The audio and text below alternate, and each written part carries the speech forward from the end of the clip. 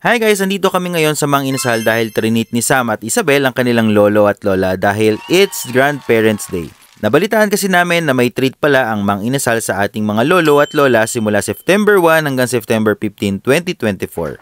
Kapag may mga simpleng celebration ng aming pamilya, isa sa mga go-to kainan namin ang Mang Inasal. Bukod sa sulit ang serving, affordable ang prices, ay gustong-gusto din talaga ni Sam at Isabel ang mga food dito. Pasok na pasok sa kanilang panlasa.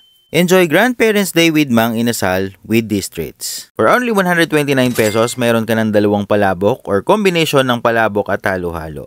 Kung gusto mo naman ng dalawang halo-halo, 119 na lang ito. Sulit na sulit naman talaga, di ba? Kapag may mga ganitong pagkakataon ay nagsiselebrate kami kahit simpleng kainan, ang mahalaga ay yung bonding at yung memories na nagagawa ng pamilya.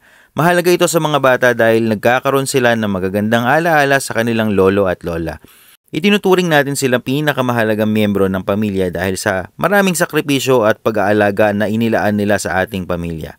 Pero teka, parang mas nag-e-enjoy ata ang mga apo sa treat nila sa kanilang lolo at lola. Sarap na sarap sa palabok at halo-halo dito sa Mang Inasal. Isa talaga ito sa mga favorite kainan ng aming pamilya.